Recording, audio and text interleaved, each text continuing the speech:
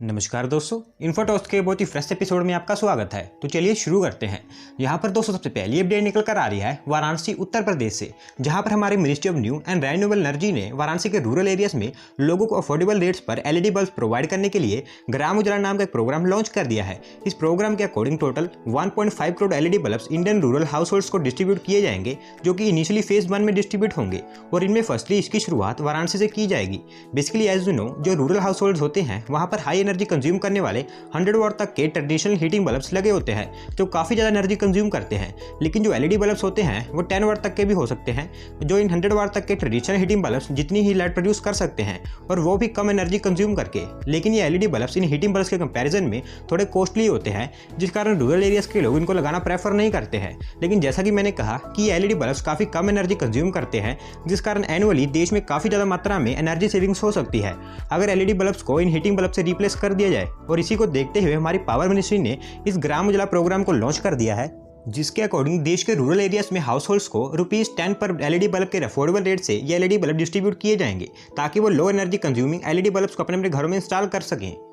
यहाँ पर दोस्तों अगली अपडेट निकल कर आ रही है हमारे देश की एरिया वाइज सबसे स्मॉलेस्ट स्टेट गोवा से, जहाँ पर गोवा स्टेट के चीफ मिनिस्टर जी ने बताया है कि गोवा में मोपा इंटरनेशनल एयरपोर्ट का काम बहुत तेजी से किया जा रहा है एंड एज ऑफ नाउ इस एयरपोर्ट का 23.55% फिजिकल वर्क कंप्लीट हो चुका है। बेसिकली गोवा हमारे देश का एक ऐसा स्टेट है जहाँ पर टूरिज्म सेक्टर काफी ज्यादा डेवलप्ड है और हर साल गोवा में मिलियंस ऑफ टूरिस्ट आते हैं, जिसमें फॉरेन टूरिस्ट भी काफी लार्ज नंबर्स में होते हैं और ये numbers continuously year by year और भी तेजी से बढ़ते जा रहे हैं। लेकिन करंटली गोवा में सिर्फ एक डैबुलिम इंटरनेशनल एयरपोर्ट है जो इंटरनेशनल एंड डोमेस्टिक बहुत टूरिस्टों को सर्व करता है। पर जैसा कि मैंने आपको बताया कि गोवा में टूरिज्म सेक्टर एनुअली बहुत तेजी से ग्रो हो रहा है, जिस कारण ये इंटरनेशनल एयरपोर्ट अपनी कैपेसिटी से बाहर काम कर रहा है। और दूसरा मेन रीजन है कि इस एयरपोर्ट पर हमारी इंडियन नेवी की प्रेजेंस बहुत ज़्यादा है, जिस कारण ये एयरपोर्ट अपनी फुल कैपेसिटी से ऑपरेट नहीं हो पाता है। और इसी को देखते हुए गोवा के नॉर्थ गोवा डिस्ट्रिक्ट में परनेम तालुका के मोपा में एक इंटरनेशनल एयरपोर्ट को बनाने का प्लान बनाया गया और इसका कंस्ट्रक्शन भी स्टार्ट कर दिया गया, जिसका फेज 1 2020 तक पूरा होना था। पर सुप्रीम कोर्ट के ऑर्डर के कारण ये प्रोजेक्ट थोड़ा रुक गया और इसकी फेज 1 की डेडलाइन 2022 होगी। और अब करंटली इस एयरपोर्ट पर runways, taxiways, passenger terminal building, ATC tower, administration building and other infrastructure का काम अंडरवे है और अगस्त 2022 तक इसका फर्स्ट फेज फुली कंप्लीट कर लिया जाएगा।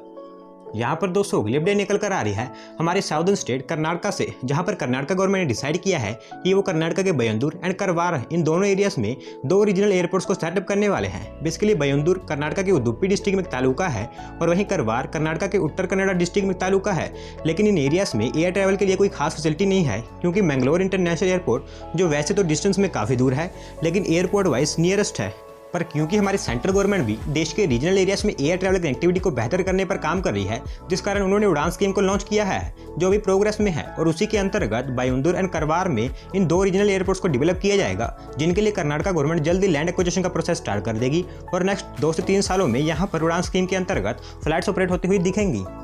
यहाँ पर दोस्तों अगली अपडेट निकल कर आ रही है यूनियन टेरिटरी चंडीगढ़ से, जहाँ पर चंडीगढ़ स्मार्ट सिटी लिमिटेड ने चंडीगढ़ में फर्स्ट ऑफ इट्स काइंड एक सेंसरी पार्क डेवलप करने के लिए टेंडर फ्लोट कर दिए हैं। बेसिकली सेंसरी पार्क ऐसा पार्क होता है जो स्पेसिफिकली फिजिकली डिसेबल्ड पर्सन्स के लिए डेवलप किया जाता है और इस सेंसरी पार्क में sensory integrated playground equipments and amenities develop and construct की जाती हैं। For example scented and edible plants, tactile sculptures, water features design to make sound and play over the hands, textured surfaces and magnifying glass screens. और इन things को physically disabled persons feel, touch, listen and hear कर सकते हैं, जो कि उनकी disability पर डिपेंड होगा। इस सेंसरी पार्क को गवर्नमेंट ऑफ इंडिया के चंडीगढ़ स्मार्ट सिटी मिशन के अंतर्गत सेटअप किया जाएगा, जो यूनियन टेरिटरी चंडीगढ़ के सेक्टर 35 में सिचुएटेड होगा। हालांकि पहले ये पार्क सेक्टर 22 में डेवलप किया जाने वाला था, लेकिन हेरिटेज साइट होने के कारण इस पार्क को सेक्टर 22 में सेटअप करने की परमिशन नहीं दी गई, जिस कारण इस पार्क को सेक्टर 35 में शिफ्ट करना पड़ा और अब इसके डेवलपमेंट के लिए टेंडर भी फ्लोट कर दिए गए हैं। एंड ओवरऑल इस सेंसर पार्क को नेक्स्ट 5 ईयर्स तक ऑपरेशन एंड मेंटेनेंस के लिए 1.73 करोड़ रुपीज भी एलोकेट कर दिए गए हैं।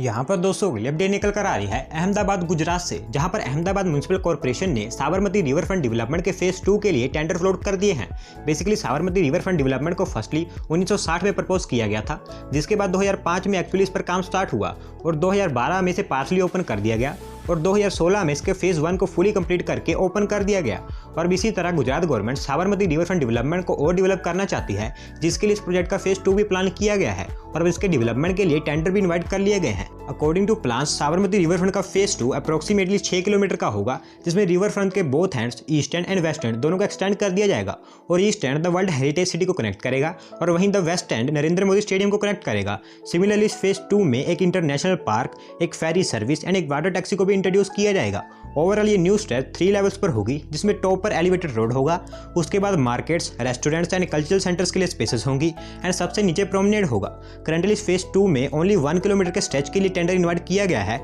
और इसी के बेसिस पर फर्स्टली इसको डेवलप करके रिमेनिंग स्ट्रेच को भी डेवलप किया जाएगा।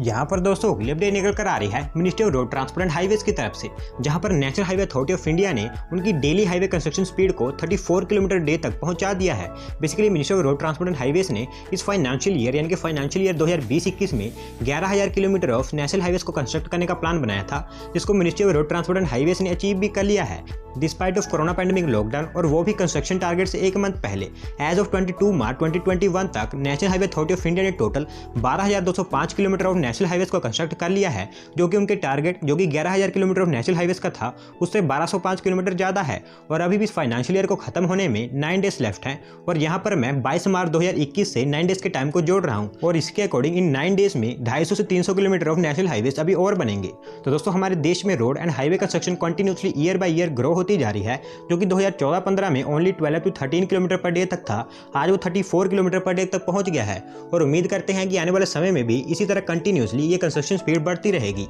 यहाँ पर दोस्तों अगली अपडेट निकल कर आ रही है Chinese electronics manufacturer one plus की तरफ से, जहाँ पर उन्होंने अनाउंस किया है कि वो इंडिया में इलेक्ट्रॉनिक्स एंड स्मार्टफोन सेगमेंट में उनके शेयर को और इंक्रीज करने के लिए उनका प्रोडक्ट पोर्टफोलियो एक्सपैंड करने वाले हैं, जिसके लिए न्यू डिवाइसेस एंड प्रोडक्ट्स की मैन्युफैक्चरिंग के लिए वो इंडिया में न्यू मैन्युफैक्चरिंग पार्टनर्स की तलाश कर रहे हैं। बेसिकली वन प्लस एक प्रीमियम चाइनीज स्मार्टफोन मेकर है जो premium range of smartphones and internet of things sell करता है और करंटली इनकी इंडिया में कोई भी मैन्युफैक्चरिंग यूनिट नहीं है और अगर ये अपने प्रोडक्ट्स चाइना से मैन्युफैक्चर करके इंडिया में सेल करते हैं तो इनको अच्छी खासी इंपोर्ट ड्यूटी पे करनी पड़ेगी, जिस कारण ऑटोमेटिकली इनके प्रोडक्ट्स का प्राइस बढ़ेगा और स्मार्टफोन्स मार्केट में प्राइस कंपटीशन बहुत ज़्यादा रहता है, जिस कारण इनको मजबूरी में इंडिया में ही उनके प्रोडक्ट्स की मैन्युफैक्चरिंग करनी पड़ती है। Currently one plus Indian smartphones and TV market के लिए ओप्पो की नोएडा सिचुएटेड फैसिलिटी में उनके स्मार्टफोन्स और स्मार्ट टीवीज की मैन्युफैक्चरिंग करता है। लेकिन जैसा कि मैंने आपको बताया कि कंपनी का प्लान है कि वो new range of variety of products and internet of things को लॉन्च करने की प्लानिंग में है, जिस कारण वो इंडिया में न्यू मैन्युफैक्चरिंग पार्टनर्स की तलाश कर रहे हैं जो उनके प्रोडक्ट्स की मैन्युफैक्चरिंग करे। और इंडियन स्मार्टफोन मार्केट इतना बड़ा है कि कोई भी कंपनी से खोना नहीं चाहेगी, जिस कारण इन्होंने लास्ट ईयर 150 करोड़ की इन्वेस्टमेंट भी की थी और अब अगर इनको इंडिया में इनके फुटप्रिंट्स को और एक्सपेंड करना है तो इनको इंडिया में ही उनके प्रोडक्ट्स की मैन्युफैक्चरिंग करनी होगी।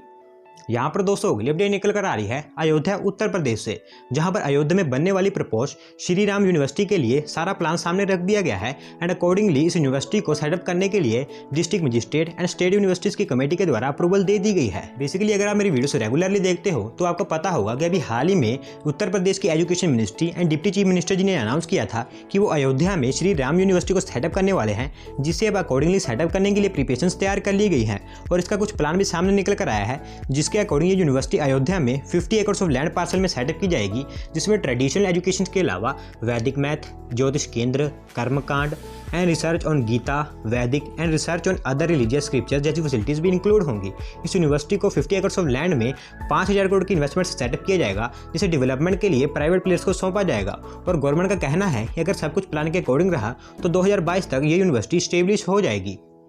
तो दोस्तों आज की वीडियो में बस इतना ही। अगर आप अपनी तरफ से कोई अपडेट सबमिट करना चाहते हैं तो डिस्क्रिप्शन में दिए गए लिंक पर क्लिक करके सबमिट कर सकते हैं और अगर आज की वीडियो पसंद आई हो तो वीडियो को लाइक करें, चैनल को सब्सक्राइब करें। धन्यवाद आपका वीडियो को देखने के लिए।